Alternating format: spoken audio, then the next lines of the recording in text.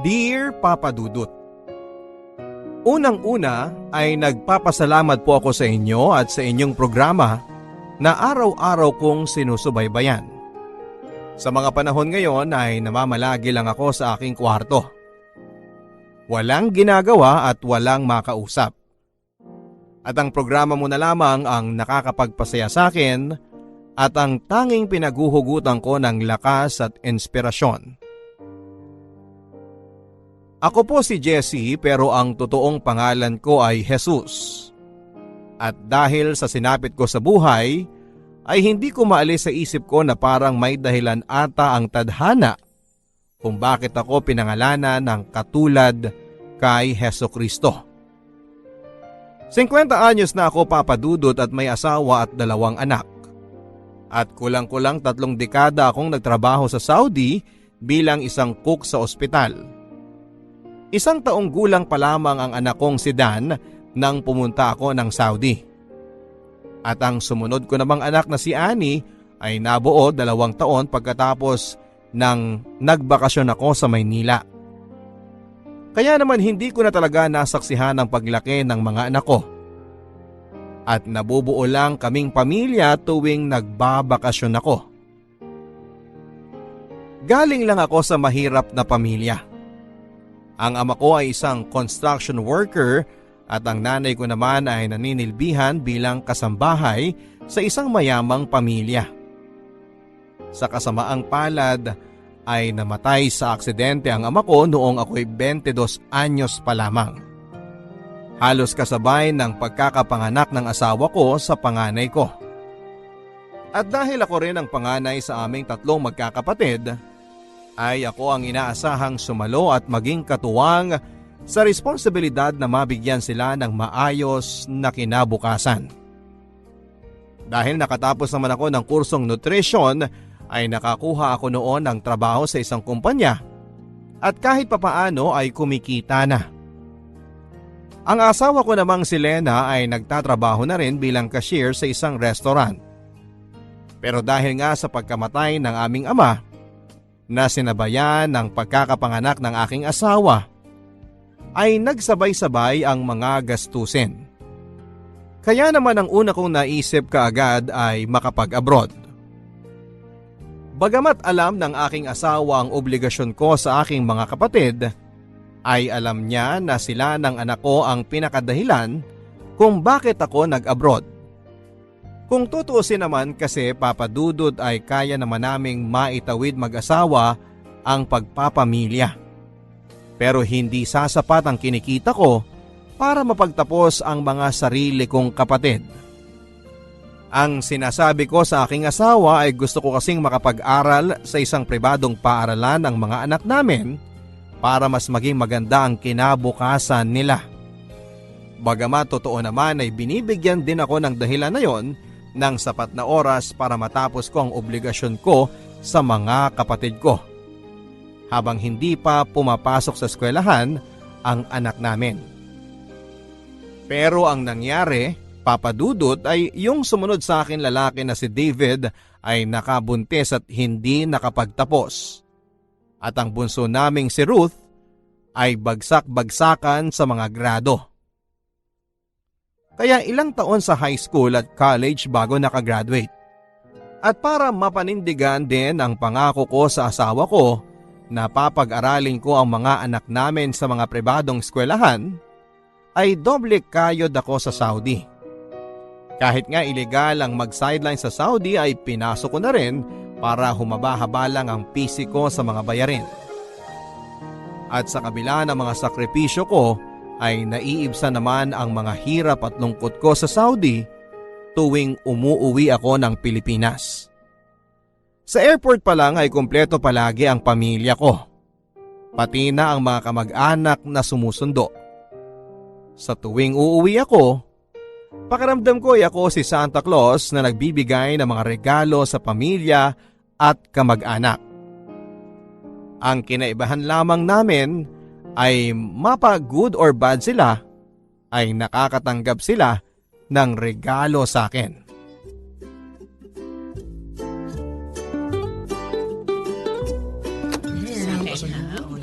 ba yan? Oo, itong rubber shoes na to para kay Dan. At ito naman pabango ay para sa'yo, Ani. Thank you pa! At syempre, itong bag para sa'yo, my loves. Yay! Binili mo nga! Thank you, my loves! Mwah! Pa, itong rubber shoes ko. Hindi ito yung design na gusto ko eh. Ha? Ano pala dapat? Yung sinend ko na picture sa'yo. Hindi naman to yun eh. Akala ko kasi basta pareho ng brand, okay na. Nakakainis naman eh. Ang tagal ko na-excite dito. Mali naman pala. O sige. Nasa mall na ba yun dito? Bilhin na lang natin. Wala. Wala pa dito sa Pilipinas noon. Kaya nga sa ibang bansa ako pinabili. O siya sige. Sa isang araw, gabiyahe rin naman si parang Estong. Sa kanya ko na lang ibibilin. Talaga pa? Yay! The best ka talaga pa! Oh, Angel, magmano ka na sa Uncle Jesse mo para maambunan na tayo. Naku, mahina ka talagang bata ka eh. Mano po, Uncle? Nako, ang laki na nito pamangking ko ah. O ito, binili kita ng bestida. Yun, Sana kasya pa ha. Thank you po, Uncle. O David, ito para sa inyong mag-asawa. wow! Envelope! Yan ang magandang aginaldo. Ayos! Salamat dito, kuya. O sige, balik na kami sa kusina para maihanda na namin yung pananghalian natin. Oh, magkano naman yung binigay mo dyan sa kapatid mo? Ha? 5,000 lang naman yun. Naku, uubusin niya lang sa sabong. Bayaan mo na. Kahit para doon na lang sa bata. At saka magbabago naman na daw siya. Magbabago? Magkakaanak na naman sila ng asawa niya. Hanggang ngayon wala pang matinong trabaho yan eh. Mag-aanak tapos sa'yo na naman aasa.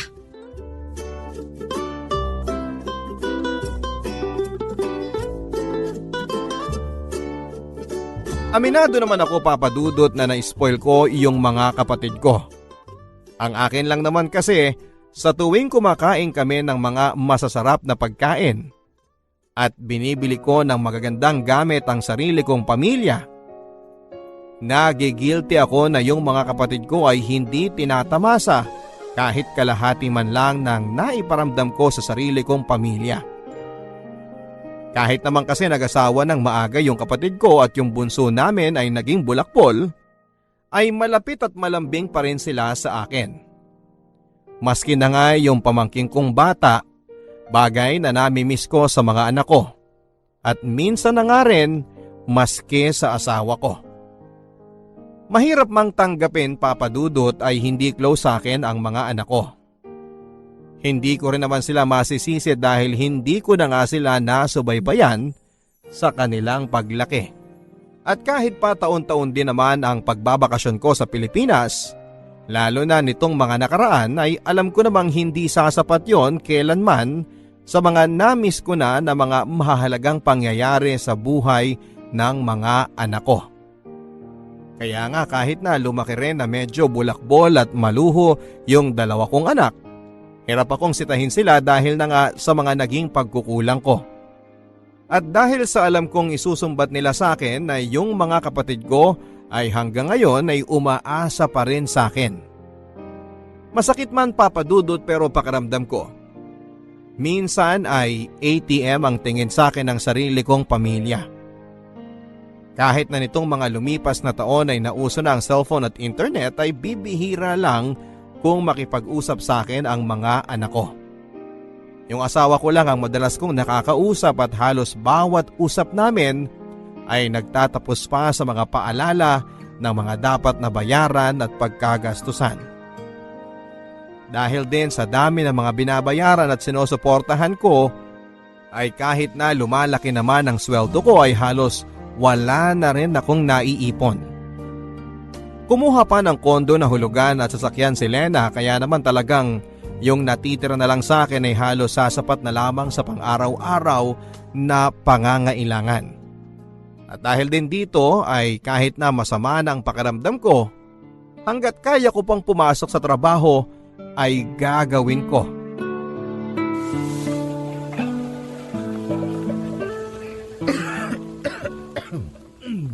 Jesse, Mukhang sama niyang ubo mo ah. Okay lang. Okay lang ako. Kumusta naman yung birthday na panganay mo? Nagustuhan niya ba yung cellphone na in-order mo para sa kanya? Oo, nagustuhan niya. Ayos pala. Kung bibili ka pa ng cellphone, sabihin mo lang sa akin at ipapa-order ko kay misis. Ang saya na ng kwentuhan nyo niyan. Ang linaw na ng video call. Ako, puro games nga eh. Hindi man lang tumatawag sa akin.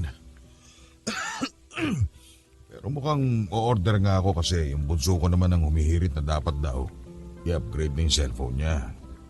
Sige. Sabihin ko kay misis. Sabihin mo lang kung anong model ang gusto. Kaya nga eh. Mukhang yung makukuha ko sa paluwagan natin doon lang mapupunta eh. Ganyan talaga ang mga bata ngayon. Nung panahon natin, kutsi-kutsihan lang at saka robot, masaya na tayo. Ngayon, cellphone na. At tapos, pag binigyan mo ng mumurahin, nakasimangot pa. Ang gusto yung high-end na cellphone. Pangkalahating buwang sweldo pa natin ang halaga. Oo nga eh. Pero aminin mo, ang hirap din namang tanggihan. Sinabi mo pa. Nga pala pre, sila Mando pala magpa-party daw sa kanila. Order daw sila ng 2 kilo ng adobo sa'yo. Tapos pa-extra daw ng itlog at baboy. Sige. Kailan kaya nila kay...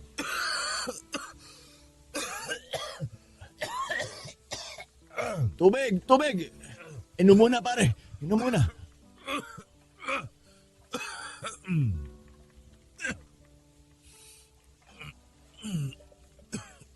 Jesse, uwi ka na kaya muna. Pahinga mo na yan. Parang lumalala na yan Hindi na pwede. Nagamit ko na lahat ng leave ko.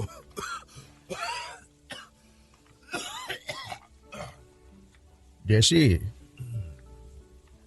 rinig na rinig ko yung ubo mo hanggang sa opisina ko I'm sorry sir. Okay lang ako. Sa tingin ko, kailangan mo nang umuwi at magpahinga. Hindi. Okay lang ako sir. Magsusuot na lang ako ng mask. Hindi ka okay. At yung ubo mo, hindi na normal ang tunog. Magiging maayos din ako sir. Huwag kayong mag-alala. Hindi, Jesse. Alam mo, parang may sakit ka na At baka makontamina mo pa yung mga pagkain. Kailangan mo na magpa-check up, umuwi ka at magpahinga. Pero sir, nagamit ko na lahat ng leave ko. Hindi ko nakasalanan na inubos mo lahat ng leave mo nung huli kang nagbakasyon. Ganito na lang.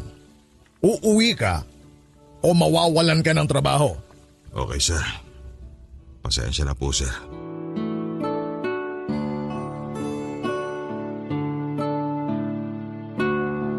Lahat ng uri ng pagtitipid ay ginagawa ko, Papa Dudut. Kahit na paulit-ulit na ulam araw-araw sa loob ng higit 300 araw ay ayos lang sa akin.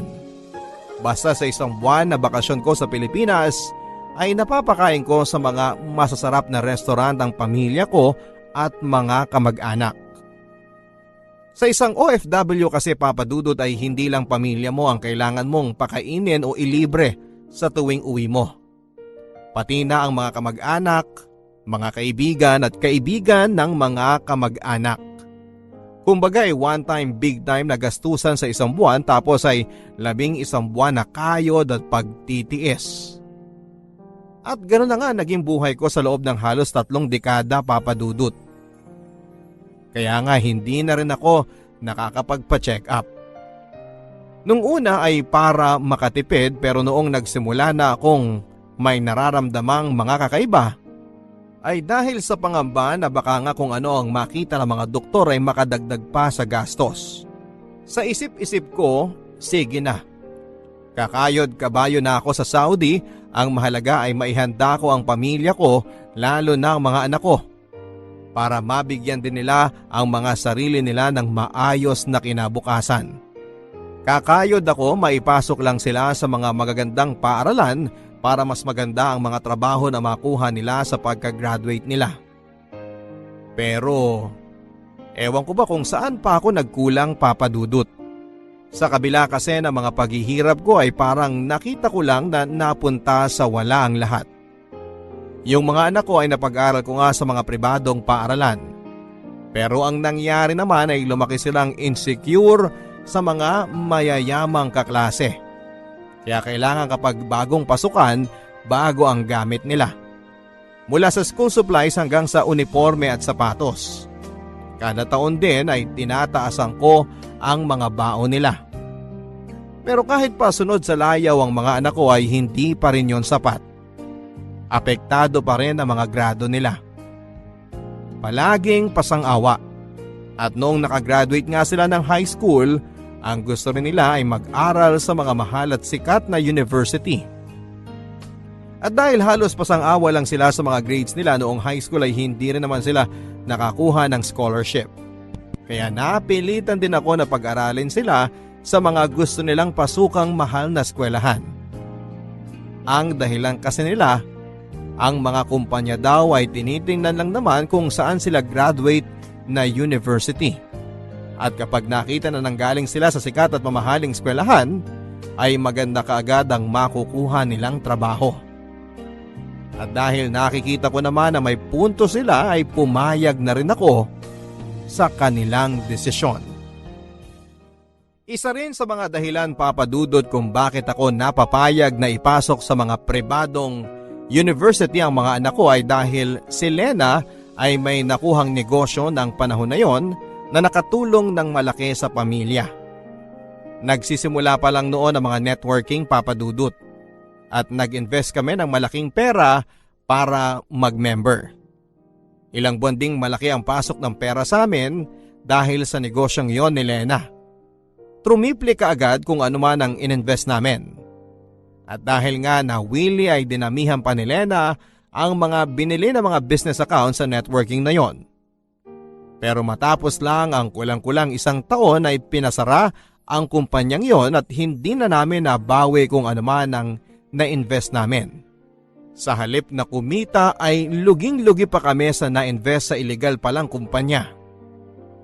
Pero dahil napasubo na nga at mga na-enroll na mga anak namin sa mga mahal na paaralan, ay kami na lang ulit ang nag-adjust. Lalo na ako. Pero ang ending, ang panganay ko ay nag-drop out din. At ang bunso ko naman ay nakagraduate naman pero delayed. Sa ngayon ay si Dan ay unemployed dahil walang natatagalan na kumpanya. At si Annie naman ay iniwan ng nakabuntis at ngayon ay isang single mother. At pareho sila ngayon ay sa amin pa rin nakapisan. Dahil maski ang mga kapatid ko ay umaasa pa rin sa akin. Isang araw ay na-realize ko na lang na sa pagtatrabaho ko at pagsusuporta sa mga kamag-anak ko, umikot ang aking buhay. Napabayaan ko na ang aking sarili at ang aking kalusugan. Nagmana sa akin ang anak ko. Mahilig din ako sa mga sapatos pero nakalimutan ko na yung huling beses na nabili ko ang sarili ko ng sapatos na gusto ko. At hindi lang dahil kailangan ng palitan dahil pudpud na o nasira na ang pang-araw-araw kong suot. Noong una ay nananalig pa ako na magkakahimala at magbabago ang ugali at sitwasyon ng aking mga anak at mga kapatid ko. Pero nitong lumaon ay lalo na noong nakaramdam na ako ng kakaiba ay napalitan ako ng pangamba. Pangamba na kapag namatay ako, saan pupulutin ang mag-iina ko at ang mga kapatid ko? Oh, bakit hindi mo subukan tong lemon chicken? Hindi ko kaya. Ang hapdi. Hindi pa rin ba magaling yung singaw mo? Hindi pa eh. Ano ba yan? Bago ka umalis sa Saudi, nandyan na yan ah. Matatapos na bakasyon mo dito, hindi pa rin gumagaling? Kuya, tawas at sipilyo lang ang katapat niyan. Magsipilyo ka kasi dapat palagi. Bakit wala pa dito si Angel ngayon? Busy ba sa pag-aaral sa accounting? Ay, kuya, mag-shift daw siya ng kurso eh. Parang gusto raw niya na mag-com arts. Bakit? Bumagsak ano? Sabi ko naman pakuhain mo ng nursing yung anak mo. Para makapag-abroad at nang kumita kagad ng malaki. Mahirap naman kasing ipilit sa bata kung ano yung gusto ng magulang. Mamaya, magbulakbol pa eh. Ganun din naman ang ginawa niya eh. Sayang ang pinangmamatrikula ng kuya mo dyan kay Angel. Sa ComArts lang pala mauuwi. Ate Lena, alam kong maraming utang na loob ang pamilya ko kay kuya. Pero alam mong hindi ko naman ipinilit kay kuya yun eh. Siya ang nagkusang mag-sponsor ng pag-aaral ni Angel. Tinanggap mo naman kagad. Naging magulang ka pa. Lena, tama na. Grabe ka naman makapagsalita, Ate Lena. Huwag kang mag-alala. Oras na makaluwag-luwag ako at nakapagtrabaho na si Angel, babayaran namin ang lahat ng utang namin kay kuya. David, tama na. Tito David, huwag mo ngang pagtaasan ng boses si Mama. Alam mong kung hindi dahil sa inyo, dapat mas magaan ang buhay namin ngayon. Samantalang kayo sunod sa layaw. Ikaw yung pasabong-sabong mo at yung anak mo naman sa katamaran sa pag-aaral. Huwag mong pagsalitaan ng pinsan mo ng ganyan ha. Huwag mo akong pagsalitaan ng ganyan. Kami ang orihinal na pamilya ni kuya. Kaya huwag kayong manumbat-numbat dyan. Tama na!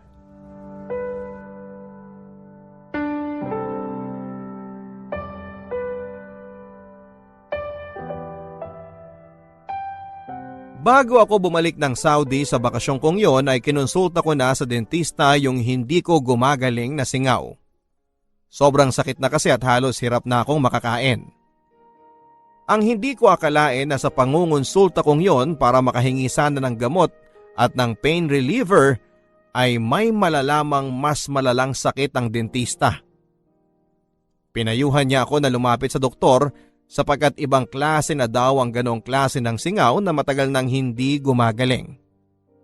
At matapos na mga test at obserbasyon, ay napag-alaman ko na meron akong stage 1 tongue cancer. Hindi ako makapaniwala sa mga narinig kong yon, Papa Dudut. Noong una ay akala ko ay kung magkakasakit ako ay sa baga o kaya ay sa atay. Yun pala ay sa dila pa. Dati kasi akong nagsisigarilyo at ayon sa mga doktor ay maaaring cause din daw yon ng pagkakaroon ng stage cancer. Inilihim ko ang diagnosis ng mga doktor sa aking pamilya. Hindi dahil sa ayaw kong mag-alala sila kundi dahil sa mga panahon niyon ay in denial pa rin ako. Sa katunayan ay itinuloy ko ang pagbiyahe ko pabalik ng Saudi. Kahit na alam kong may ganong resulta na sa akin ng doktor. Ang sabi ko sa sarili ko ay isang doktor lang naman ang may sabi. Kukonsulta pa ako sa ibang doktor para sa second opinion. Babaguhin ko ang diet at magbabawas ng stress sa buhay at manunumbalik sa Panginoon. Pero wala pang isang buwan ay napilitan akong bumalik sa Pilipinas at sa pagkakataong yon ay permanente na pala ang magiging pag-uwi ko.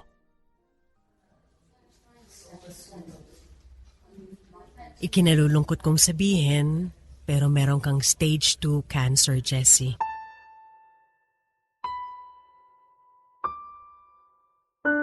Ano? Stage 2 na? Oo.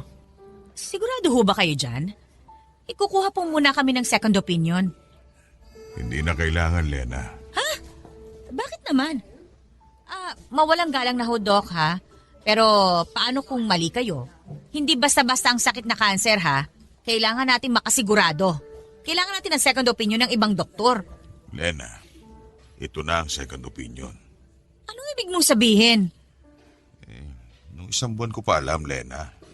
Bago ako bumalik sa Saudi, nagpatingin ako sa doktor.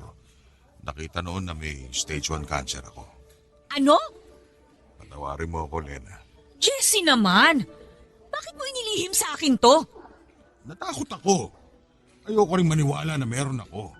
Akala ko madadaan sa dieta, sa pagtulog na maaga, sa pagdarasal. Lumala pa pala. Ano ba naman yan, Jessie? Doc, ano na ho bang magagawa natin ngayon? Ang good news is, kapag stage 1 or 2 cancer ay mataas ang chance na magamot pa ito. Kailangan niyang i-chemotherapy. Pero mas maganda sana kung nung stage 1 pa lang ay naagapan na kaagad natin to. Ang bad news ay kadalasan ng pinaka-epektibong paraan para maiwasan ang pagkalat ng cancer ay kinakailangang putulin ang dila ng pasyente. Ano? Hindi pa naman po siguradong kailangan gawin yun kay Jessie, hindi po ba? Ayokong paasahin kayo, Jessie, Lena. Pero minsan talaga kailangan nating piliin ang lesser evil lalo na pagdating sa cancer. Makakapagsalita pa po ba ako? Kapag malaki ang kailangan nating tanggalin, baka may posibilidad na hindi ka na makapagsalita. Tingnan mo nga yan, Jessie. Kung nung 1 buwan pa lang sinabi mo na, baka naagapan pa. Ngayon, mababaldado ka na, mas mapapagastos pa tayo. O paano na lang tayo niyan?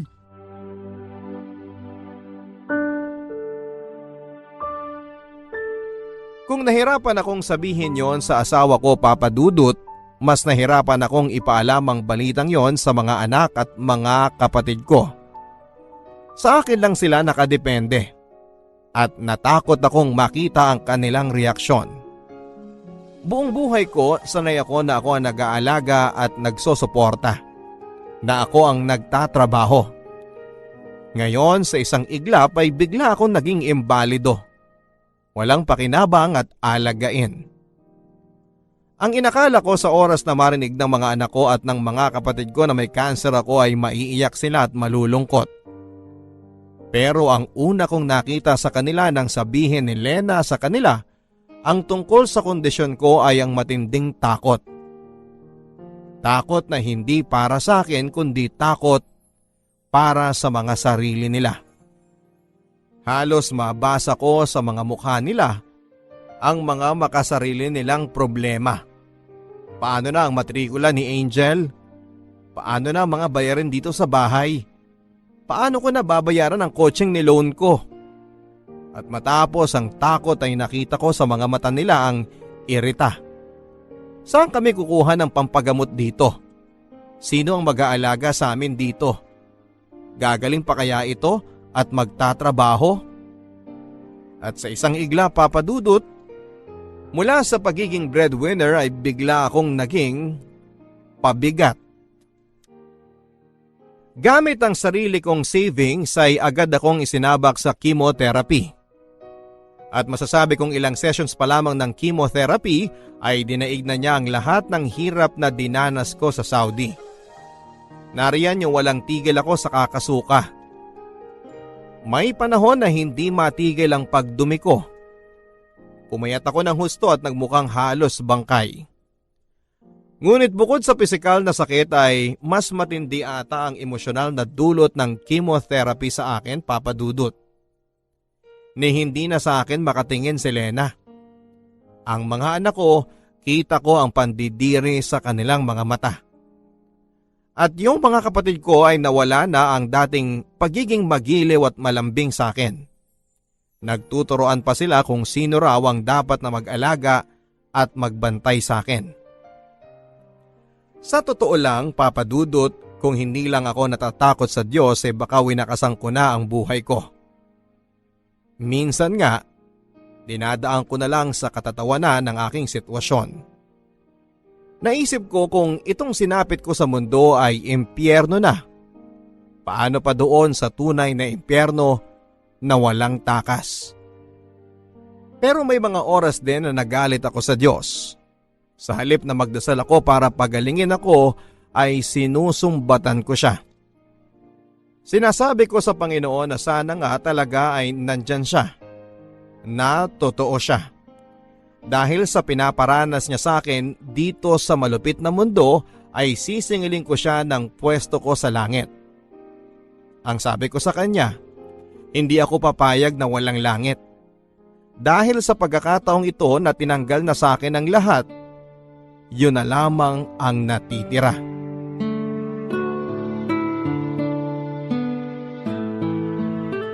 Ipinatawag ko ang family meeting na to para pag-usapan ang kalagayan ng tatay ninyo, ng kapatid ninyo. Ate Lena, pwede ba mabilis lang? May lakad pa kasi ako eh. Saan naman ang lakad mo? Sa sabungan. Wala ka nang pangsabong ah. Ayan baldado na ang kapatid mo. Hindi pa nagsisimula yung pamiting mo, binubungangaan mo na ako ng ganyan. Hindi na, alis na lang ako. Hoy! Maupo ka nga rito.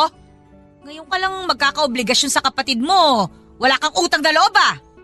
Sige ate, uupo ako rito. Pero isang panlilibak pang lumabas dyan sa bibig mo, lalayasan talaga kita. O siya. Sige, makinig kayo. Naubos na ang savings ni Jessie dahil sa pagpapagamot niya. May utang pa tayo sa ospital. Pwede ako mangutang sa kakilala ko pero hindi sasapat yon. Ma, gusto ko mang magbigay pero alam mo namang may anak na akong binubuhay. Wala rin naman akong nakukuha sa tatay niyan. Mas lalo na akong walang ibibigay. Wala pa nga ulit akong trabaho eh. Kaya nga kailangan na nating magbenta ng gamit. Ano? Yung kotse ko, tsaka yung kotse mo, Dan. Kailangan na nating ibenta. Ano? Akin yun eh. Saan tayo kukuha ng pera, Aber? At Ani, yung TV sa kwarto mo ha, ibenta rin natin yon. Mabuti at bago-bago pa yon. Daya! Bakit si Annie TV lang ibebenta? Ako yung kotse ko. Dahil may anak na yung kapatid mo. Dapat pala nag-anak na rin ako. Tingnan mo nga yung mga dahilan mo. Mamimiloso po ka ng ganyan. Ang lakas ng loob mo wala kang ng trabaho. Ganyan ba magdahilan ng 27 anyos na lalaki? Siguro! Kung naging ganito man ako, hindi ko kasalanan yon. Kasalanan niyo yun ni Papa. Dahil kayo mga magulang. Aba! Ay, sumasobra ka na ha? Anong gusto mo? Palayasin kita dito? Bukas na bukas ha, ibenta mo yung kotse mo. At ikaw, David, kukunin na namin yung pinautang namin sa iyong puhunan. Ano ba naman yan? Naihulog ko na yun eh. Naihulog? Nasaan ang kita, Aber? 6 na buwan na yun ni isang kusing walang nakakabalit. Ilan na ba yung pautang sa'yo? Isa na kukuha ng pera. Bahala ka! Kung kinakailangan mo magbenta ng kidney, gawin mo. Ang mahalaga, makabayad ka sa utang mo. Para naman yan sa kapatid mo eh. Buisit! Nagka-cancer pa kasi.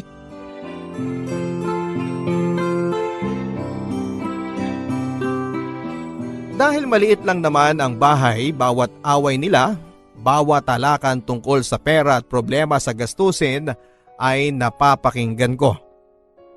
Minsan nga wala na silang pakialam. Kahit na alam nilang naroon lamang ako ay tuloy lang sila sa pagsasalita. Hindi ko nga alam kung wala lang silang pakialam o sadyang nagpaparinig na. Sobrang panlalait ang inabot ko sa mga panahon na yon, Papa Dudut. Kung dati Santa Claus ang tingin sa akin tuwing umuwi ako ng Pilipinas, ngayon ay bigla na lang akong naging invisible. Dinadaan-daanan, ni ayaw tignan. Nagiging maayos lang ang pakikitungo nila sa akin kapag may bumibisita sa akin na mga kaibigan. Pero pagka-uwi, balikan nyo na sila. At kadalasan pa ay tinatanong kung meron daw na inabot na tulong o pera. Pero siguro mas dagok sa akin ang pinagbago ng mga kapatid ko. Yung mga anak ko at least simula pa lang ay alam ko nang malayo sila sa akin dahil kung tutusin ay wala naman talaga kaming nabuong relasyon dahil nalayo ako sa kanila ng napakatagal. Pero yung mga kapatid ko na kasabay kong lumaki, na sinuportahan ko matapos mawala si Papa, na sa loob ng mahabang panahon ay magiliw at malapit sa akin ay bigla na lamang nagbago. Ang sakit, Papa Dudut. Kasi naiintindihan ko paminsan-minsan ang pinanggagalingan ni Lena at ng mga anak ko. Tama naman sila kung tutuusin. Sila na dapat ang number 1 priority ko dahil sila na ang sarili kong pamilya pero hindi ko pa rin binitawan ang pagsuporta sa mga kapatid ko sa kabila ng hindi nila pagbibigay ng halaga roon. At ngayong wala na akong pakinabang sa kanila, ay parang bigla na rin silang nawala ng kuya.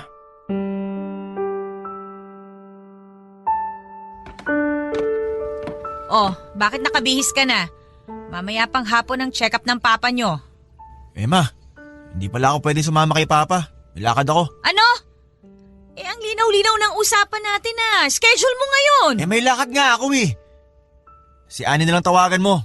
Pasamahin mo sa kanya. Baka pwedeng isingit niya sa lunch break niya. 1 oras lang ang lunch break noon. Mag-isip ka nga. Sige na, alis na ako. Anak ng tokwa talaga to. Tawagin mo nga si Tito Dan mo sa kabilang bahay at papuntahin mo dito. Sige. Nagmamadali na ako. Lena, bayaan mo na. Ako na lang mag-isang pupunta doon. Ano ka ba? Tingnan mo nga yung sarili mo. Naka-wheelchair ka pa. Paano ka sasakyan yan sa taxi? Oh, ano na naman ang kailangan nyo? David, ikaw na muna ang sumama sa kuya mo sa pagpapacheck up niya. May lakad daw kasi si Dan eh. Kakasama ko lang sa kanya nung isang araw Tapos ako na naman ulit ngayon? Bakit? Busy ka? May trabaho ka? Wala ka namang ginagawa Yan ang akala mo. Wala ka namang alam Kung makapagsalita ka, akala mo kung sino ka. Lena, bayaan mo na. Tawagan ko si kumparing Efren, baka masamahan niya ako. Ay hindi! Tapos ano sasabihin? Pagchichismisan tayo na sarili mong pamilya, hindi ka madala sa ospital, kailangan pa ng kaibigan ng gumawa? Hoy, ikaw David, wala ka na magagawa. Ikaw na ang sumama sa kuya mo. Bakit hindi ikaw? Bakit? May trabaho din naman ako Kung hindi ka pwede, di utusan mo si Angel o kaya si Ruth. At na magkapakinabang naman kayo. Mga inutil kayong mga kapatid. Teka, bakit hindi ikaw? Ikaw ang asawa Yung problema mo binapasa mo sa amin.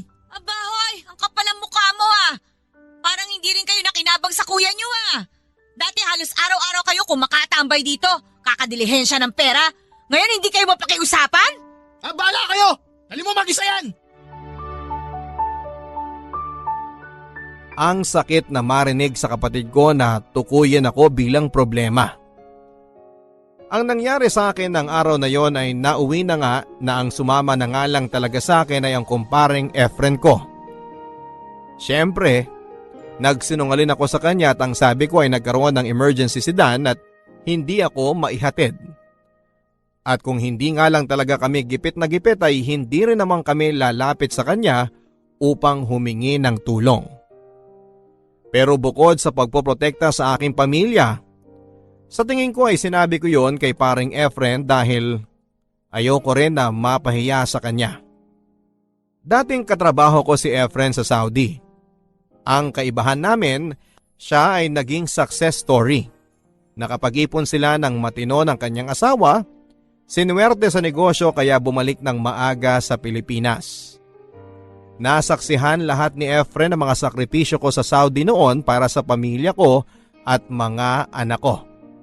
At ayaw kong isipin niya na matapos ng lahat ng iyon ay bukod sa wala na ngang napala ang mga kapatid at mga anak ko, ganito pa nila akong tratuhin sa ngayon. Pero sa tingin ko, kahit naman hindi ko pa sabihin kay Efren ay nararamdaman niya na may pinagdaraanan ako. Sa makatuwid ay nag-offer nga siya na kung gusto ko raw ba na baka mas makakabuti sa akin ang mag-recover sa isang bahay nila sa Antipolo. Ang caretaker lang naman daw ang naroon at maaari din daw akong hanapan ng pwedeng mag-alaga sa akin na makukuha lamang sa murang halaga. Awang-awa ako sa sarili ko noon, Papa Dudut. Paano ako humantong sa ganito na dati ako ang sumusuporta sa lahat? Ngayon ay ako na ang kinakaawaan at nililimusan. At higit sa lahat ay nasaan na ang pamilya ko ngayong kailangan ko sila. Mas naaasahan ko pa ang kaibigan ko at mas nakikita ko pa na may halaga ako sa ibang tao kesa sa sarili kong mga kadugo. Sa puntong yon ay akala ko'y wala nang ilulugmok pa ang aking sitwasyon. Pero meron pa pala. May mas ibabagsak pa pala. Nang araw na yon ay sinamahan ako ni kumparing Efren sa ospital at doon ko narinig sa aking doktor ang masamang balita. Kailangan ng putulin ang dila ko. Hindi lamang tapyas kundi halos buong dila ko na ang tatanggalin. Ibig sabihin, wala na akong malalasahang pagkain at hindi na ako makapagsasalita. Sa totoo lang, Papa Dudut, mabuti na nga lang din at si Efren ang kasama ko noon nang nalaman ko ang masamang balita. Na-imagine ko na lang na papaano kung ang kasama ko ay si Dan o kaya ay si David. Baka hindi ko kayanin ang mga magiging reaksyon sa mga mukha nila. Pero dahil si Efren lang naman ang kasama ko, sa puntong yon ay doon ko na naibuhos ang lahat ng magkahalong lungkot at galit na nararamdaman ko sa pamilya ko, sa mga kapatid ko at maski na sa Diyos. Umiyak ako ng umiyak. Hindi nila ako mapatigil. Siguro para pagaanin ang loob ko ay sinabihan pa ako ng doktor ko at ni Efren na huwag daw akong mag-alala. Hindi naman daw ibig sabihin noon at doon na magtatapos ang buhay ko. Magiging mahirap daw ang buhay ko pero makakapag-adjust naman ako sa bago kong sitwasyon. Pero ang hindi nila alam ay yung iyak kong yon ay hindi lang dahil sa magiging kapansanan ko kundi dahil pakiramdam ko. Ang tagal-tagal ko nang may dila at kakayahan na magsalita pero hindi ko yon ginamit sa aking mga kapatid at sa aking pamilya. Nang nalaman ni Efren na may utang pa rin kaming malaki sa ospital at kailangan pa ng pera para sa aking magiging operasyon at pagpapagaling, ay nag-set up siya ng isang fundraising campaign para sa akin. At karamihan nga ng mga nilapitan ay ang mga kasamahan namin dati na OFW. Sa gulat ko ay malaki-laki ang nalikom nila sa fundraising para sa akin. At sumapat yun para mabayaran namin ang lahat ng mga utang namin sa ospital.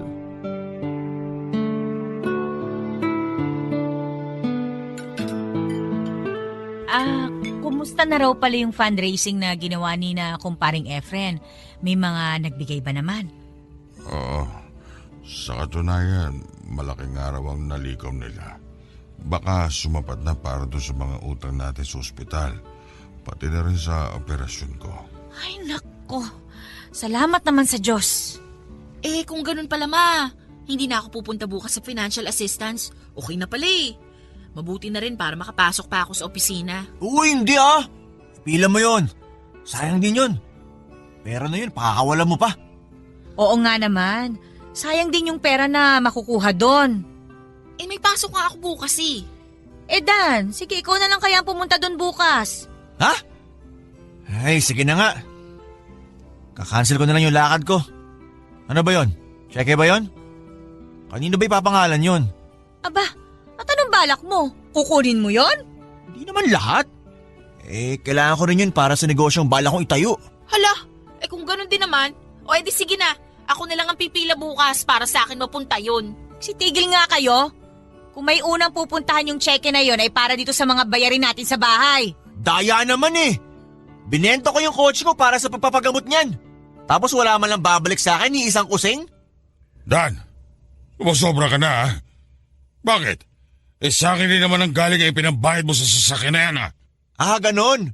So hindi mo naman pala yung binigay sa akin, pinahiram mo lang.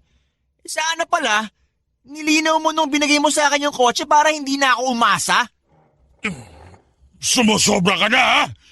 Jessie, wag mo na kasing patulan. Ano? Sasaktan niyo ako? Tandaan niyo, matanda na kayo. Malapit na kayo maging baldado. Mula ngayon, hindi na kayo mabubuhay nang wala kami. Mag-ingat-ingat kayo sa mga sinasabi niyo. Dan, tumahimik ka na. Alam niyo, kung hindi ka namin naalagaan, mamamatay ka. Dan!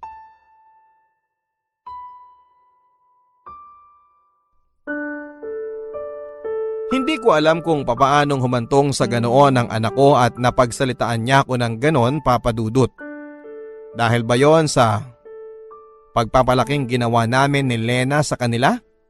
O likas ba sa kanya ang maging masama at makasarili na parang namana niya sa mga kapatid ko, sa side ng pamilya ko? Pero siguro'y mabuti na rin ang nangyaring yon dahil matapos noon ay nalaman ko na ang aking limitasyon. Alam ko na sa susunod na pagsalitaan ako ng anak ko ng ganon, lalaban ako. Magsasalita na ako. Ang tagal-tagal kong iniintindi ang mga anak ko, pinagbibigyan hanggang sa naspoiled ko na nga sila. Naalagaan ko lang sila ng pera. Naibigay ang mga pinansyal na mga pangangailangan nila pero hindi ko naman naalagaan ang kanilang kaluluwa. Isang linggo bago tanggalin ang aking dila ay kinausap ako ni kumparing Efren at ang sabi niya, ang balak daw nila na mga kaibigan ko ay sorpresahin niya ako kasama ng pamilya ko. Balak daw nila akong bigyan ng get well soon party at isasabay na doon ay ang pagbibigay nila sa akin ng tseke ng nalikom na pera mula sa fundraising. Pero nang kausapin niya raw si Lena, pinilit daw siya na huwag na akong bigyan ng party. Gastos lang daw yon at ipangalan na lang daw sa kanya ang tseke para mabilis na mapaingkash at maibayad kaagad sa mga pinagkakautangan. Hindi pumayag si kumparing Efren at pinilit na sa akin lang daw ipapangalan ng tseke at ibibigay lamang daw nila yon sa party sa harap ng maraming tao. Bukod pa dyan ay nakita nila si Lena na inihahatid ng isang magarang kotse.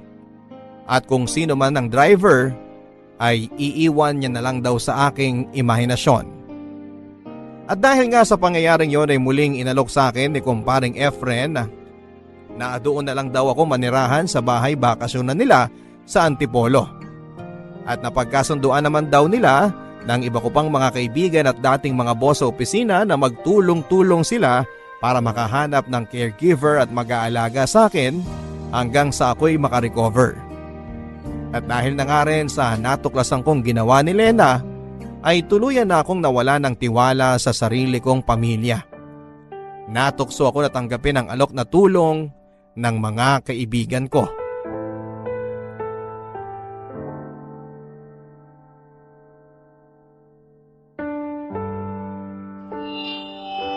Ngayon po ay dumating na tayo sa pinakamahalagang bahagi ng ating programa. Dahil po sa tulong ninyong lahat ay nakalikom tayo ng 987,304 pesos na magagamit ni Jessie para sa kanyang mga gastusin sa ospital at pagpapagaling. Pero bago ang lahat, nais muna naming tawagin ng ilan sa mga kamag-anak ni Jessie para magbigay ng maikling mensahe. Unahin natin siguro yung bunsong anak ni Jessie, si Annie. Maraming salamat po sa pagpunta nyo dito at para sa tulong na ibinahagi nyo sa aming pamilya. Okay, short and sweet. Sige, ang susunod naman nating tawagin ay ang panganay ni Jessie na si Dan. Maraming salamat ho sa bigay niyong pera sa amin. Oh, yun lang? Contest ata ito ng paiklian na sagot sa ama mo, anong masasabi mo, Dan? Lalo pat ilang araw na lang ay ooperahan na siya. Get well soon pa. Ay, iba parang may pinanghuhugutan. Bakit? Ano ba gusto nyo? Na magdrama kami rito dahil nilimusan nyo kami? Gusto nyo gumaan pakiramdam nyo dahil nakatulong kayo sa mahirap? Dan! Lumayas ka na lang dito kung mag-aasta kang ganyan. Ano bang gusto nila marinig?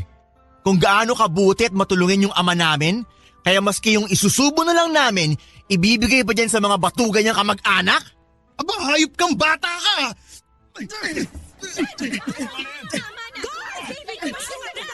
Hindi! Huwag niyo palabasin ang dalawang yan. Gusto ko marinig nila susunod ko sasabihin. Mga wala kayong utang na loob! Dan, wala kang karapatan na pagsalita ng ganyan ng uncle mo. Matanda pa rin sa'yo yan. Matuto kang gumalang. Oo, inaamin ko. Dapat sana mas magaan pa ang buhay natin ngayon kung hindi ko tinulungan ang mga kapatid ko.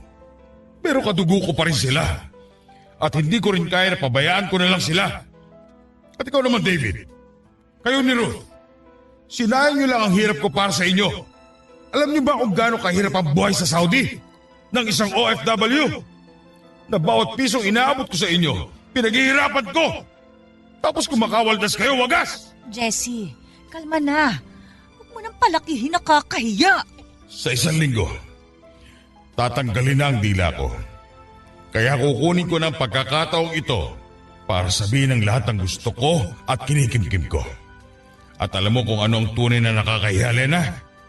Na tinanong mo si kumparing Efren kung pwedeng ipangalan sa iyo ang tseke.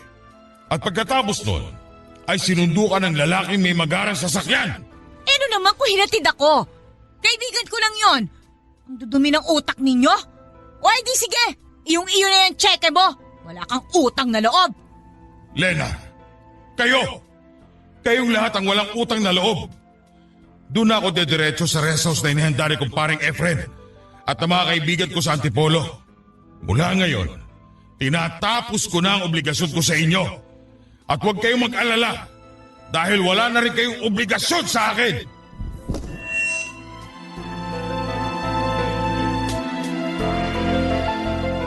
Sinusulat ko ang liham na ito ngayon sa bahay bakasyonan ni kumparing Efren sa Antipolo. Putol na rin ang dila ko. Pero ang magandang balita ay nag-improve na ang kalagayan ko. Sa susunod kong check-up ay ipinagdarasal ko na naging successful ang chemotherapy at ang pagputol sa aking dila para madugtungan pa ng kahit na ilang taon pa ang buhay ko. Nakakatuwang isipin na ilang buwan lang ang nakakalipas ay naisip kong kitlin ang buhay ko. Ilang buwan pa lamang ang lumipas nang ang pagtingin ko sa buhay ay isang sumpa at ang mundo ay isang impyerno. Pero nang dahil sa mga malasakit ng kaibigan, sa kabutihan ng Diyos at ang pagiging mapagkumbaba at pagbukas ko ng aking sarili upang tumanggap ng tulong sa iba, ay nabago ang aking pananaw. Putol man ang dila ko, pakiramdam ko ay mas malaya na ako sa ngayon. Sana nga'y pagpalain po ako ng kahit na ilang taon man lamang, Papa Dudut. Sapagkat sa edad kong ito, 50 anyos, ay ngayon pa lamang talaga ako magsisimulang mabuhay ng ayon sa aking gusto. Nang para lamang sa sarili ko. Sa edad na 50 anyos ay ngayon pa lamang natutunang pahalagahan ng sarili. Maraming salamat po sa pagbasa nitong aking liham. Kahit nahihirapan na ako ay ngingiti pa rin ako. Ayokong pinapakita sa iba na umiiyak ako. At saka hindi rin naman ako madaling umiyak. Pero kapag umiiyak ako, buhos po talaga. Alam mo, Papa Dudut, matindi rin ako kung magkagusto sa boys. Lalo na noong high school ako. Hindi ako nahihiyang magbigay ng love letter o kaya kapag may libreng oras ako ay sinusundan ko yung taong gusto ko. Iniisip ko kasi, masaya ako kapag nakikita ko ang taong gusto ko o yung crush ko. Nagkakaroon ako ng inspirasyon, makita ko lamang siya. Natutuwa ako kapag napapangiti ko siya. Sa akin ay okay na yon. Hindi na niya kailangang magkagusto pa sa akin. Pero syempre mas okay kung magkakagusto siya, hindi ba? Pero okay lang kung hindi naman. Nadala ko yung mga ganitong pag-uugali hanggang sa mag-college ako. Papunta pa lang ako sa freshman orientation namin nung una kong makita si Roman. 24 lang siya noon pero nasa final year na sa law school. At dahil hindi ako inabutan ng K-12, 16 years old pa lamang ako nang pumasok na freshman sa isang malaking university sa Metro Manila. Nagkaroon ng aksidente noon sa daanan. Nagkabuhol-buhol ang traffic dahil may tumaob na van. Bumaba kami sa sinasakyan naming jeep dahil nakita naming nagkakagulo na ang mga tao. Nakita ko na may mga tao sa loob ng van na hindi pa rin makalabas. Yung iba, umiiyak. Yung iba naman ay humihingi ng saklolo. Kaya lang, lahat ng mga tao ay parang tulala. Walang makagalaw sa sobrang shock dahil sa aksidenteng nangyari. Tapos ay bigla na lang akong nakarinig ng malakas na sigaw. Hindi sigaw na parang natataranta kundi sigaw na parang naguutos. Nakita ko sa kaliwa ko ang isang lalaking nirorolyo ang mahabang sleeves ng polo niya habang nagdidikta sa mga tao kung ano ang gagawin. Siya mismo ang dumapa para kunin ang mga taong natrap sa loob ng tumaob na van. Isa-isa nilang nailigtas ang mga pasahero. Mabuti na lang at walang namatay. May mga nasugatan pero hindi naman malubha. By that time ay dumating na ang rescue team kaya nabigyan ng emergency treatment ang mga nasugatan. Nagpalakpakan ang mga tao nang mahugot ni Roman ang huling tao sa van. Doon ako unang humanga at nagkagusto sa kanya. Nung una kong nakita si Roman, Papa Dudut, ay hindi ko alam na iisa lang pala ang pinapasukan naming university. Pero dahil magkaiba kami ng kurso ay hindi ko siya nakikita. Nagkita na lamang kami nang muli kaming nagkabanggaan sa library. As in literal na banggaan talaga. Medyo clumsy rin kasi ako kaya hindi ko siya napansin. Pero siya yung nag-sorry sa akin habang tinutulungan niya akong pulutin yung mga gamit ko. Ako naman ay natulala na lamang. Wala akong nasabi kundi okay lang. Yun lang. Hanggang sa umalis na siya, sayang. Hindi ko man lang natanong kung ano ang pangalan niya. Ang kisig ng mukha niya, Papa Dudut. Sa malayo medyo matatakot ka kasi mukhang domineering. Pero sa malapitan, parang masasabi mo sa kanya lahat ng problema mo kasi alam mong makikinig siya. Pero mabait siguro akong tao, Papa Dudut, kasi may extra blessing akong natanggap mula sa langit. Naiwan ni Roman ang ID niya sa counter na iniraman niya ng libro.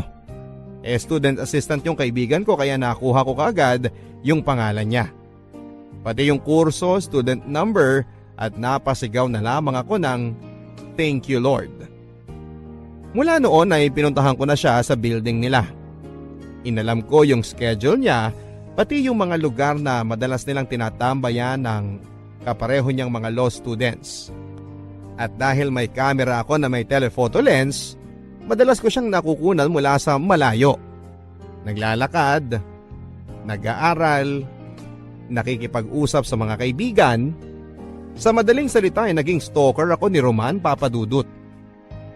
Hindi naman unusual na may dala akong camera kasi visual communication ang kurso ko. Required kaming mag-submit ng photos ng iba't ibang tema. Nagkataon nga lang nakasama si Roman sa mga pictures. Kapag landscape, nandun siya sa tabi ng puno. Nag-aaral. Kapag cityscape ang tema, naglalakad siya habang isang luma at mataas na building ang nasa likuran niya.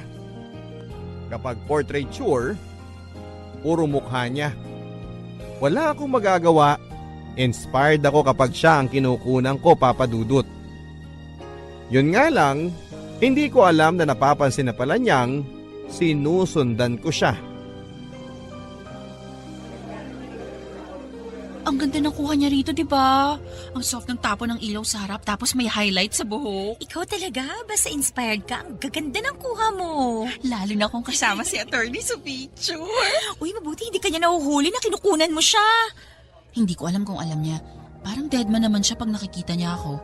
Pero one time, hindi ko alam kung mainit yung ulo niya. Nung kukunan ko na siya habang nakaupo sa bench sa labas ng building nila, dapat tingin siya sa akin. Ang sama ng tingin. Kaya bigla akong iniwas yung camera ko. Kunwari kukunan ko ng picture yung puno sa harap ko. Nakakatawa ka talaga. Kung ako yun, baka tumakbo na ako bago mapahiya. Hindi naman siguro ako hihiyain ni attorney. Mukha naman ako mabait. Tsaka may legitimate excuse naman ako para kumuha ng pictures.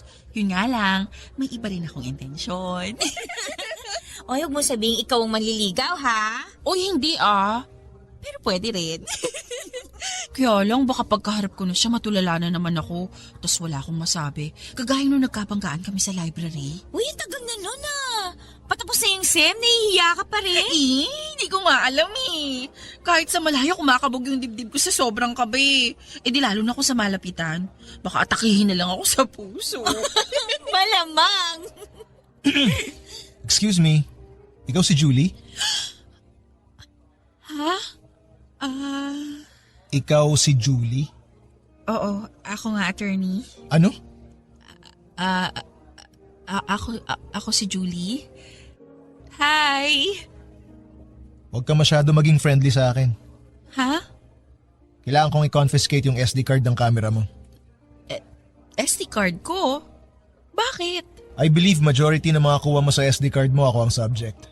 At dahil hindi ka nagpaalam sa akin, pwede kong i-confiscate ang mga kuha mo. Ha? Nagkataon lang nakasama ka sa picture pero hindi naman ikaw ang main subject eh. Kahit tignan mo pa, oh.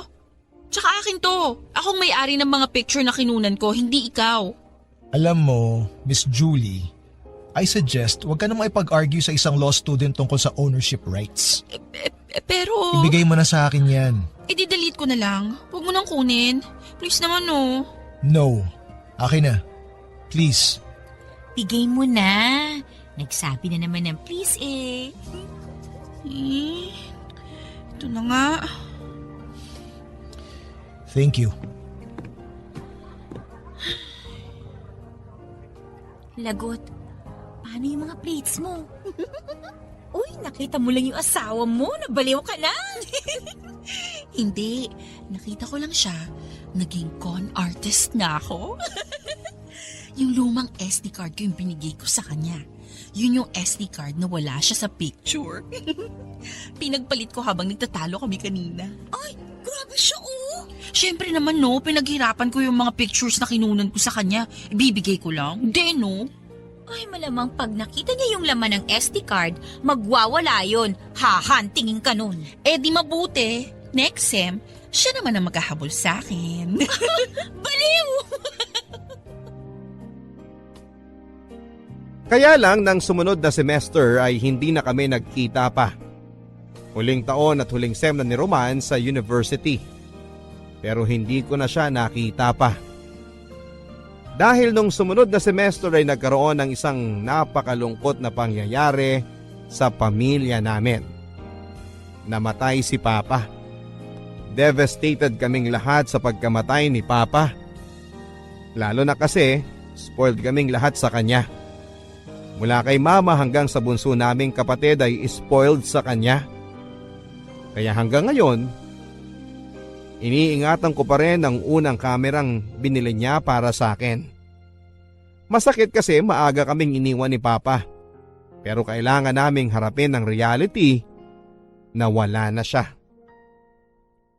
Sa pagkalibing kay Papa ay nagmeeting kami ng mga kapatid ko. Kasama si Mama. Si Papa ang breadwinner sa pamilya at nung namatay siya ay nawala na ang taong nagpo-provide ng mga pangangailangan namin. At dahil masyado pang bata ang dalawang kapatid ko, kami ni Mama ang nagtutulungan sa mga magiging gastusin namin sa pang-araw-araw. Naghanap ng mapapasukang trabaho si Mama. Pero dahil hindi naman nakatapos ng college, nahirapan siyang makakuha ng trabaho. Nang matanggap naman siya sa trabaho ay hindi naman ganong kalaki ang sweldo niya. Nasa minimum lang. Ako naman bilang panganay ay nag-decide ako na maging irregular student na lamang. Kapag may pang-tuition, saka ako mag-i-enroll. May mga semester na nagpa-file ako ng leave of absence para magtrabaho at makapag-ipon ng pang-tuition. Kaya inabot ako ng halos 7 years bago ako nakagraduate sa isang 4-year course, Papa Dudut. Sa loob ng 7 years na yon, hindi ko pa rin makalimutan si Roman. Pero dahil naging busy na ako sa pagtatrabaho at pag-aaral ay hindi ko na siya hinahanap pa. Ang sabi sa akin ni Marie, after a year pagkatapos niyang graduate ay nakapasa na to ng bar. Wala siya sa top 10 pero nasa 3% ng mga nakapasa.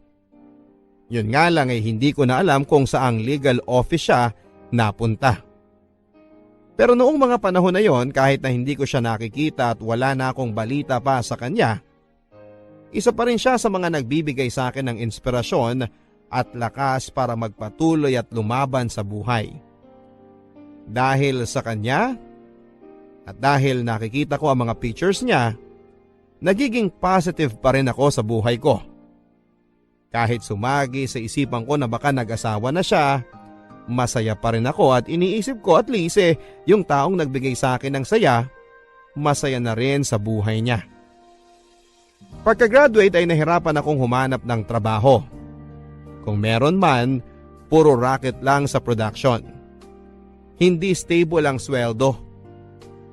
Noong mga panahon na yon ay nag-aaral pa ang kapatid ko kaya kailangan ko ng trabahong may sweldong natatanggap kada kinsenas at 30 para matulungan sila sa pag-aaral. Nirecommend akong legal assistant ng kaibigan ko sa isang law firm. Madali naman ako natanggap kasi noong working student ako ay isa sa mga naging trabaho ko ay messenger sa isang law firm. Tumutulong din ako sa mga legal secretaries ng mga abogado nila, kaya naman kahit papaano ay may alam na rin ako. Kahit para legal work ay pinapagawa na rin sa akin kapag busy ang mga tao. First day ko sa law firm ay walang masyadong tensyon. Kasi ang sabi nila, yung attorney na magiging boss ko ay naka-leave daw. After 3 days pa bago siya bumalik. Kaya habang wala siya, tumutulong muna ako sa mga ibang legal assistants ng mga trabaho nila. Gumagawa ng sex search o yung secretary certificates. Nagpa-file ng motion for extension. Nagmo-monitor ng mga email para sa schedule ng mga abogado sa korte o court hearing nila. Chill lang ako sa loob ng 3 araw. Julie! Uy! Hi, Mia! Ang aga mo ah! Siyempre, ngayon dating ng boss ko. Ngayon pa lang kami magkikita kaya magpapa-impress ako. Good luck sa'yo. Tara, sabay na tayo sa elevator. Okay.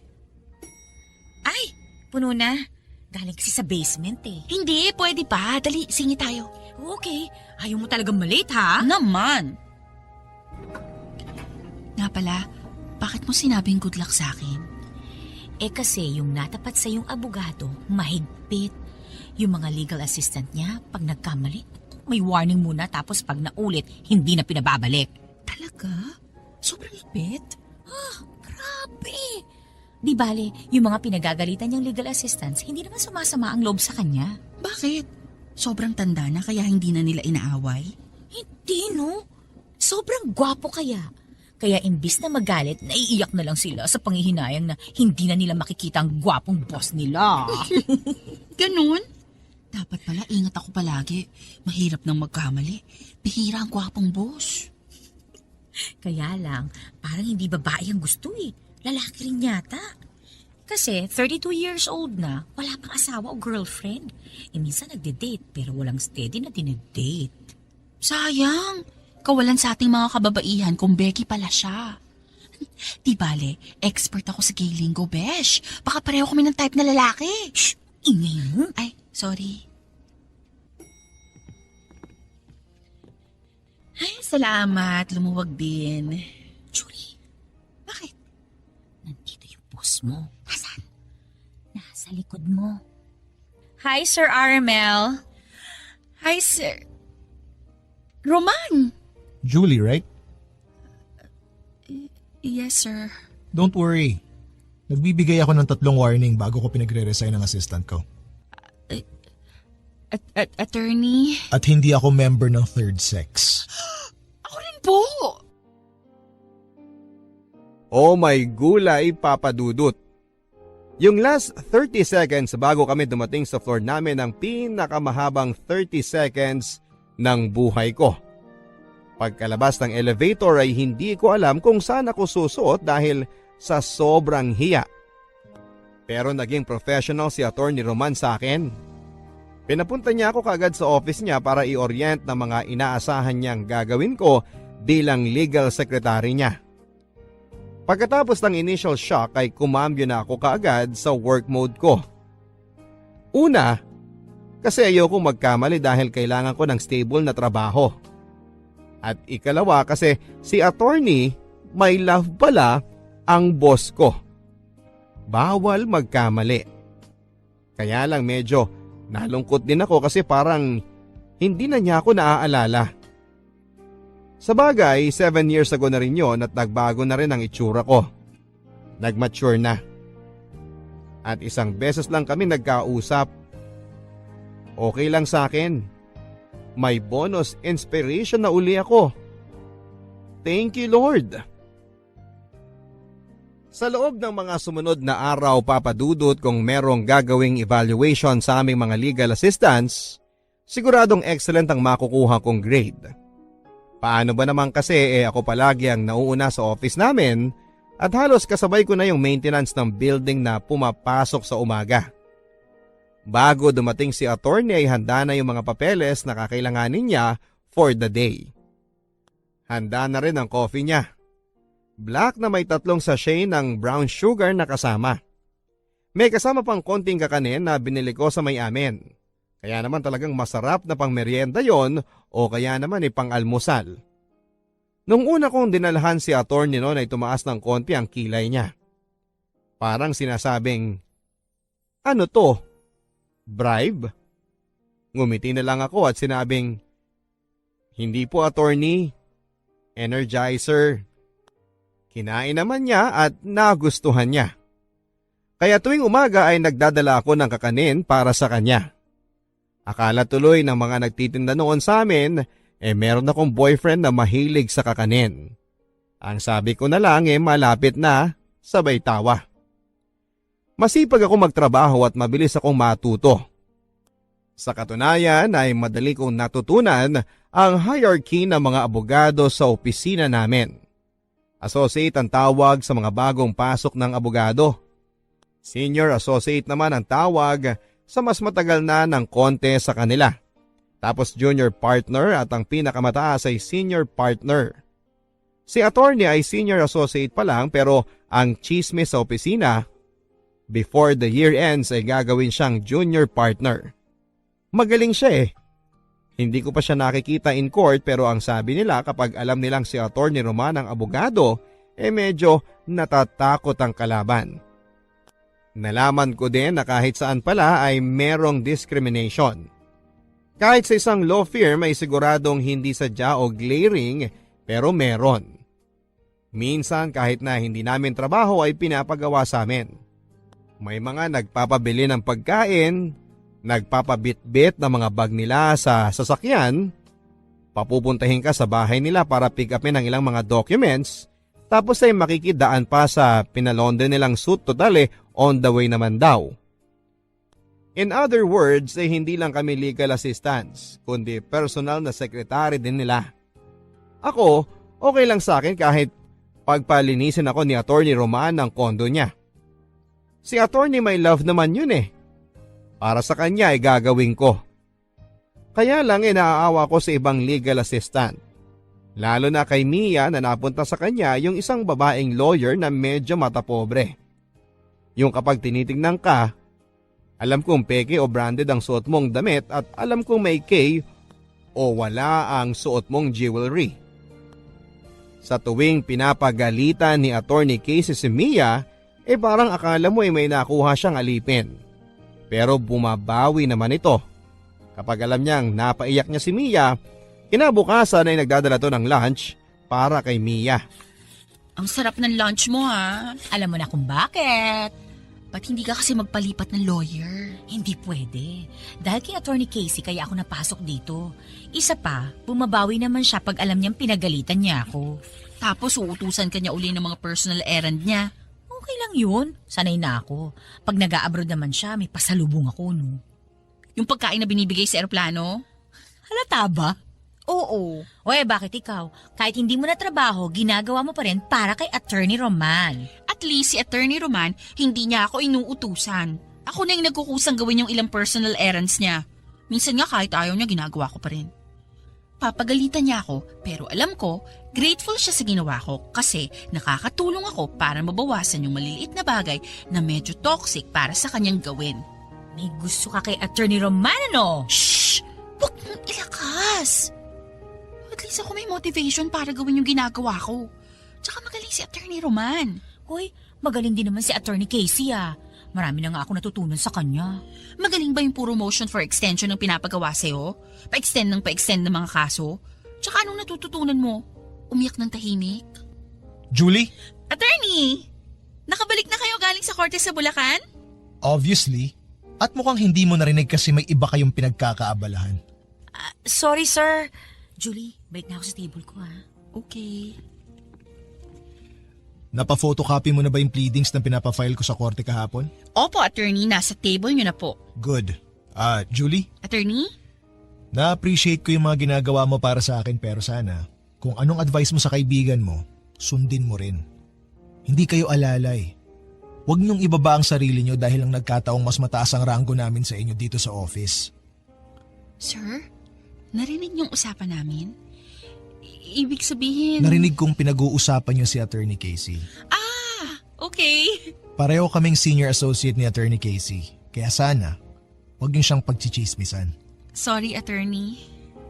Huwag mong gawing forever ang pagiging legal assistant. May iba ka pang skills na pwede mong pagkakitaan.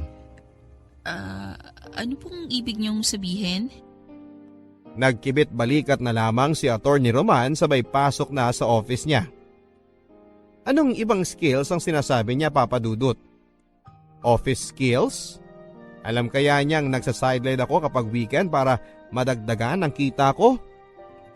Bigla tuloy akong nahiya. Pero tuloy pa rin ako sa ginagawa kong pagtulong kay Attorney Roman. Wala namang masama. Isa pa ay masaya akong nakakatulong sa kanya. Papa Dudut, nakalimutan kong sabihin na kaya din pala ako medyo asar kay Attorney Casey kasi bukod sa pagiging arogante, ay may gusto rin siya kay Attorney Roman.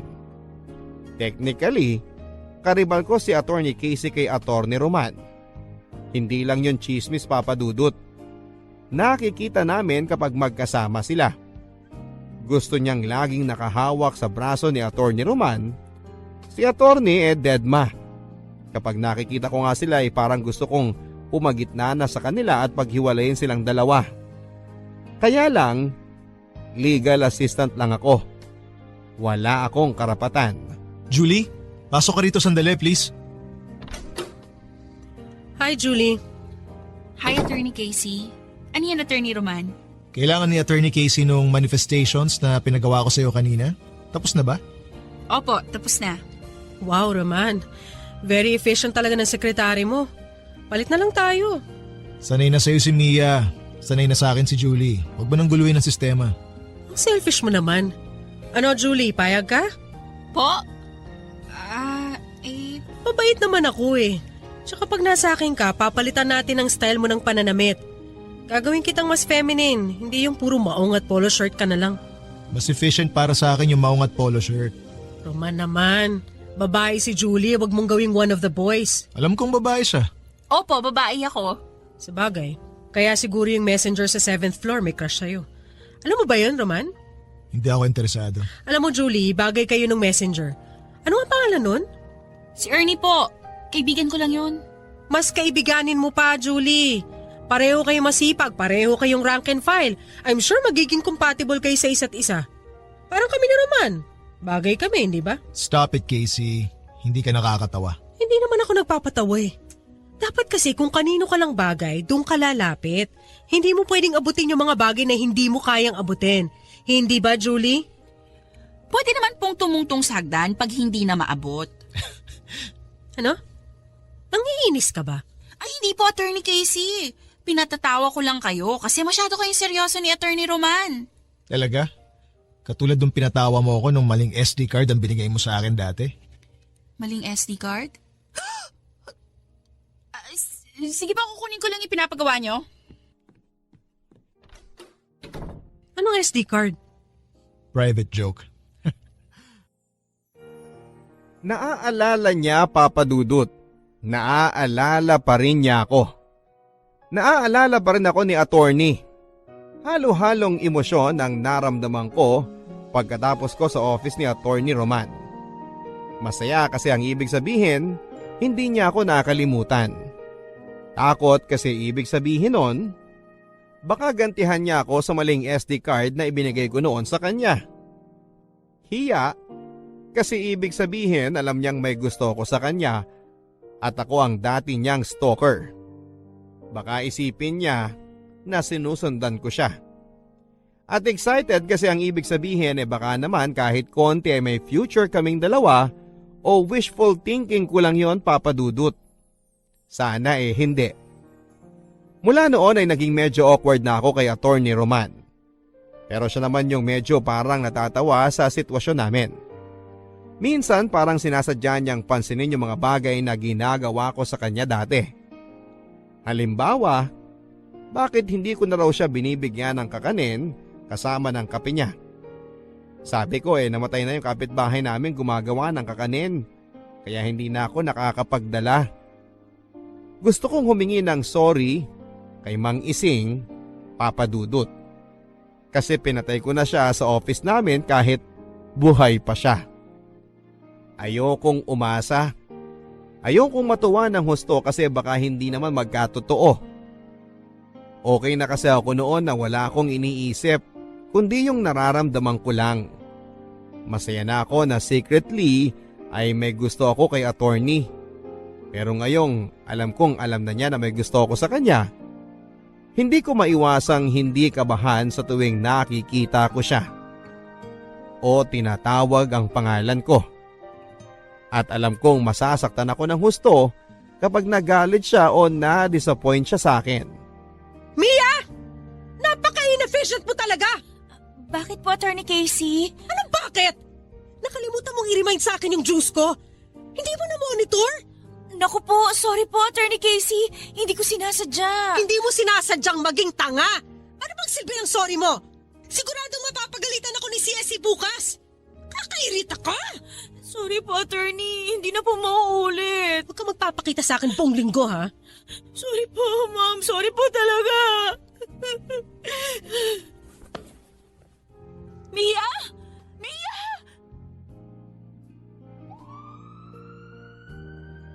Oh, tapos ng palabas. Ba't nandito pa kayo sa labas?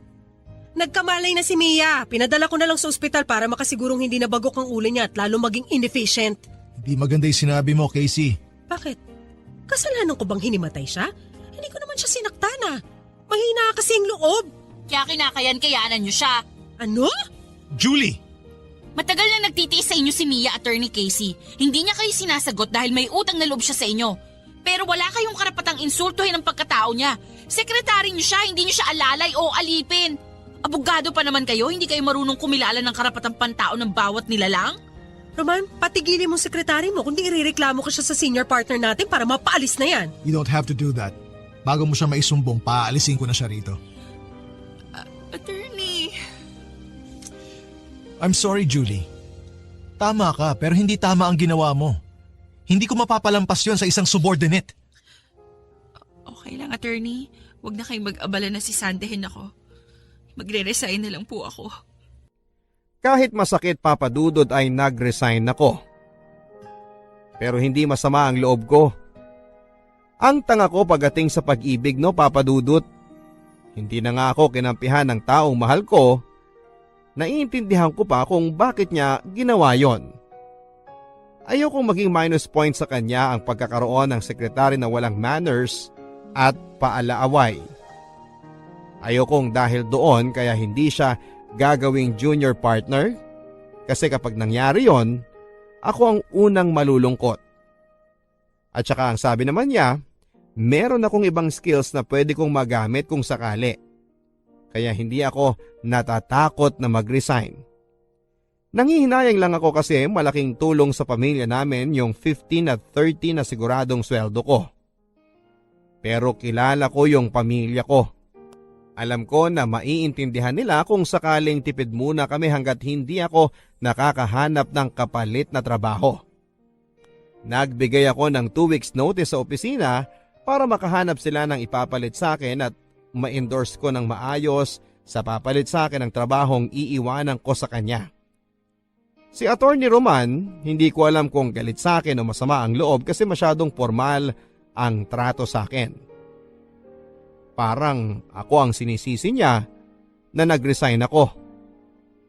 Pagdating nung huling araw ko sa opisina, nagpaalam ako kay attorney. Attorney Roman, Yes? magpapaalam na po ako sa inyo. Maraming salamat po sa lahat. Sa lahat ng ano? Sa kabutihan nyo, sa mga itinuro nyo sa akin, at sa mga advice nyo sa akin. Yun lang? Opo. Sigurado ka? Okay, magiging honest na ako. Salamat kasi ikaw ang naging inspirasyon ko habang nagtatrabaho ako dito. Dahil sa'yo, naging masaya ako. At sorry kasi na-disappoint ka sa akin dahil sa ginawa ko kay Attorney Casey. At sorry, hindi na kita pinupo. Hindi mo ba ihihingi ng sorry yung ginawa mong panloloko sa akin 7 years ago? 7 years ago? Ibig sabihin yung... SD card. Grabe naman tong magtanim ng galit, ang lalim ng ugat. Sorry dun sa SD card. May malilipatan ka na bang trabaho? Maghahanap pa ako. Okay lang? Huwag ka mag-worry, makakahanap din ako ng ibang trabaho. Naalala mo si Gilier, yung classmate ko sa law school? Yung kasama ko nung binigyan mo ako ng maling SD card. Ah! Gilier palang pangalan niya. May-ari siya ng isang production house. Naghahanap siya ng in-house photographer. Stable ng trabaho. Gusto mo subukan? Ire-recommend mo ko? Gusto mo ba? Oo naman. Wow, salamat attorney. Oh, ba't umiiyak ka? Kasi hindi na kita makikita. Sorry attorney. Siguro by now, alam mo nang mula noon hanggang ngayon, may gusto ako sa inyo. Pero huwag kayong mag-alala. Hindi ko naman ihihingi na ibalik nyo sa akin ang pagmamahal na binibigay ko. Okay na akong nasabi ko to sa inyo. At least pag alis ko dito, wala akong regrets. Salamat sa masayang 7 years, attorney. Maraming salamat din. Pinuntahan ko yung production house na sinasabi sa akin ni Roman, Papa Dudut. Nagulat ako kasi hindi siya cheap na production house. Marami silang ads na ginagawa at hindi basta-basta ang mga kliyente nila. Nakilala ko kaagad si Gilier, yung kaklase ni Roman. Ibinigay ko yung resume ko at in-interview niya ako. Nakapasa ako bilang in-house photographer nila.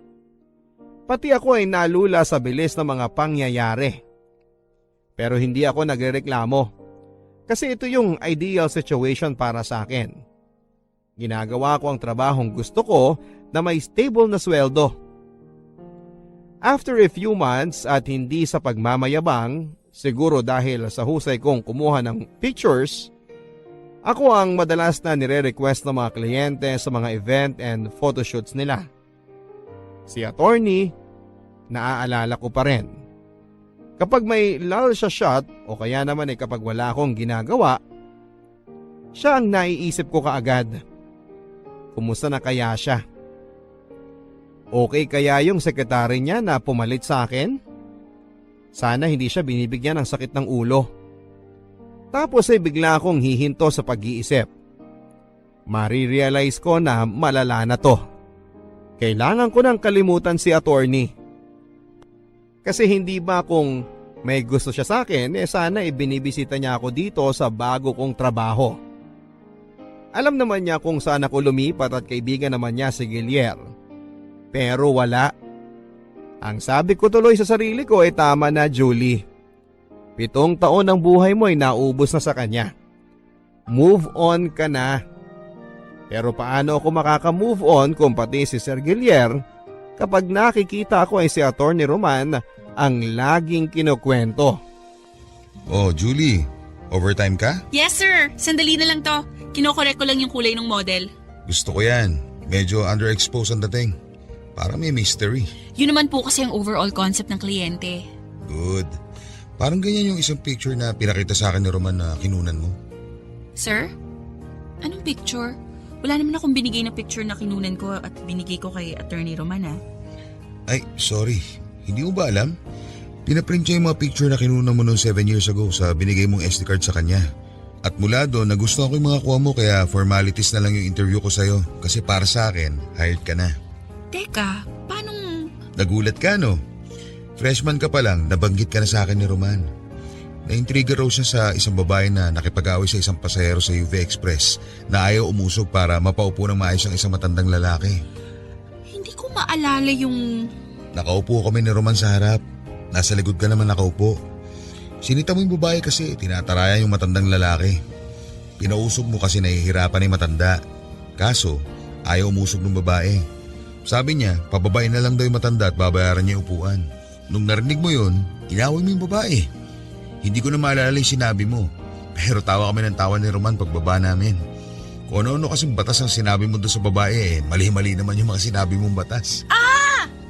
Naalala ko na. Ibig sabihin, mas una pa akong nakilala ni attorney? Hindi ko alam ang timeline ng love story nyo.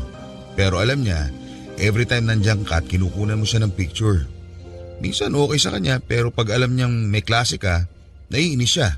Kasi alam niya nag-cut class ka dahil sa kanya. Sabi pa niya, ikaw raw ang stalker angel niya. May sense of justice para sa ibang tao pero para sa sarili, wala. Para namang telenovela to, sir. Ang hirap paniwalaan. Ewan ko sa inyong dalawa. Natatawa nga ako nung kinuwento niya na ikaw ang legal assistant niya. Alam mo bang hindi niya alam kung anong gagawin niyang trato sa'yo? Teka. Sir, ibig mong sabihin, may gusto rin siya sa akin? Hindi mo ba siya tinanong? Hindi. Malay ko, hindi naman siya nagsasabi. Masyado madrama ang kwento niyo. Mabuti pa siya na lang kausapin mo. Baka mamaya ako pang masisi niya. O sige, tapusin mo na yan tapos umuwi ka na. Papa Dudut, ako yung stalker, hindi ba? Pero sa mga sinabi ni Sir Guillier, pareho pala kaming stalker ng isa't isa. Pagkatapos ng hilaw na confession na yon, hilaw kasi hindi galing mismo kay attorney at galing sa kaibigan niya. Kaya hindi pa counted yon, hindi ba? So paano na? Hindi ko na alam ang gagawin.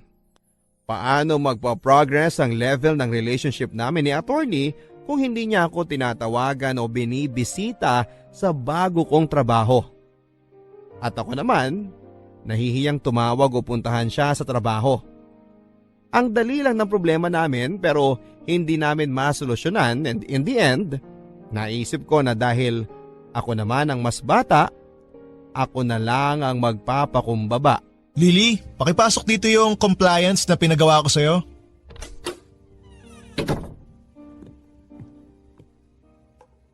Ano to? Humingi ba ako ng coffee at pagkain na... Julie! Long time no see.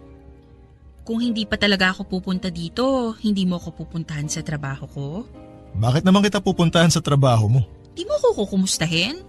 Sinasabi naman ni Guillier sa akin kung anong ginagawa mo sa opisina niyo kaya alam ko kung okay ka o hindi. Alam mo, nakakaloka ka. Ako? Bakit? Gusto pa talaga babae yung manliligaw sa'yo? Liligawan mo ako? Depende. Depende sa ano. Kung magpapaligaw ka. Baliw ka talaga. Nagkwento sa'yo si Guillier ano? Marami siyang kwento sa akin. Alright, let's make this right. Ha? Paanong... Julie? Pwede ba kitang ligawan?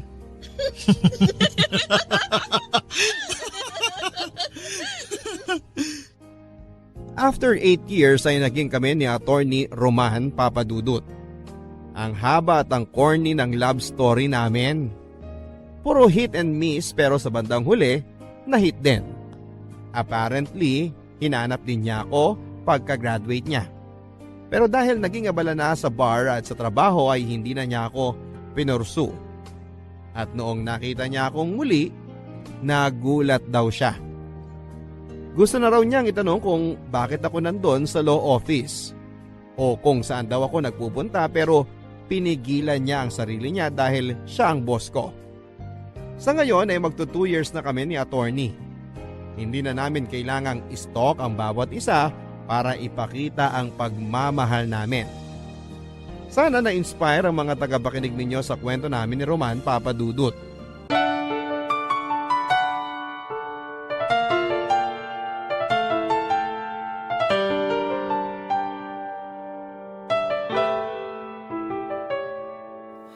Ang buhay ay mahiwaga,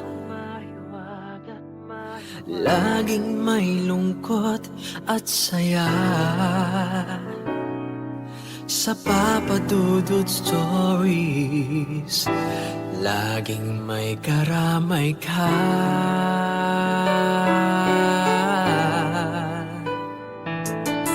Mga problemang kaibigan,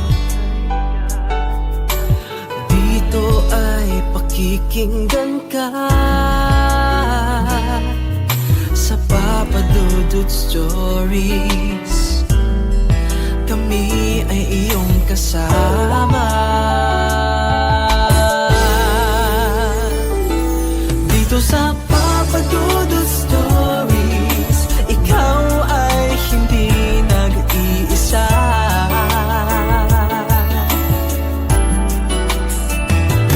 Dito sa Papadudut Stories, may nagmamahal sa'yo.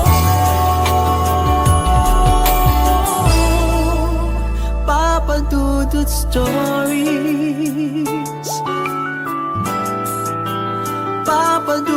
Stories.